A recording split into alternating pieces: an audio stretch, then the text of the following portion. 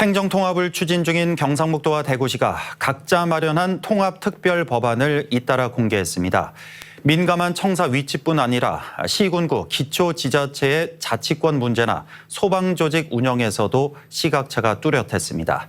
특히 주민투표 실시 여부를 두고 그동안 잠복해 있던 양측의 갈등 구도가 수면 위로 급부상하는 모양새입니다. 엄지원 기자입니다.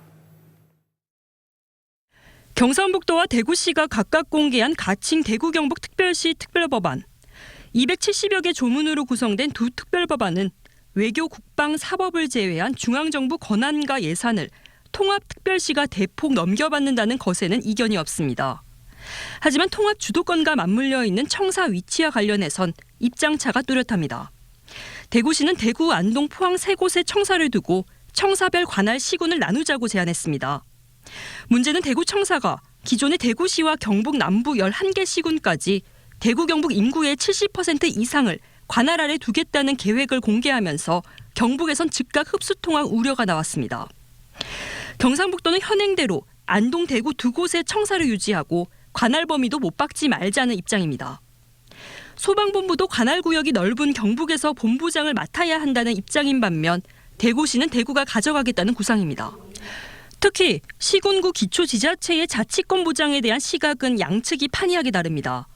경상북도는 앞으로 이양받을 중앙행정기관 사무를 시군구로도 넘겨주고 세액 감면 등 재정 자율성도 시군구 조례로 가능하게 하는 등 기초지자체의 자치권 확대에 상당한 의미를 두고 있습니다. 반면 홍준표 시장은 광역지자체, 즉 대구 경북 특별시의 권한 강화를 줄곧 강조해왔습니다. 지역 소멸이 이제 현실화되고 있는 이런 상황에서 대구 경북을 통합해서 돌파구를 열어보자 하는 그런 취지거든요. 시군구의 자치 권한을 강화하지 않고 축소하는 것은 통합의 효과를 약화시킬 가능성이 있습니다. 이런 가운데 주민투표 여부 등 그동안 잠복해 있던 양측의 갈등 구도가 수면 위로 급부상하는 모양새입니다.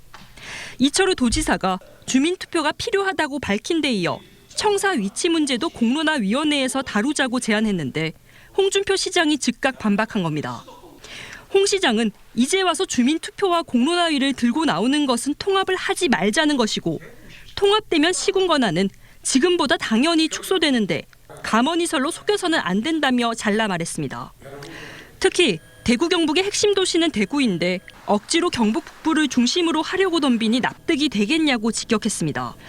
속도전으로 치닫던 대구 경북 행정통합 논의에 적지 않은 입장차가 확인된 데 이어 경북을 일방적으로 몰아붙이는 듯한 홍 시장의 돈 없는 발언이 연이어 공개되면서 행정통합 자체가 분수령을 맞고 있습니다.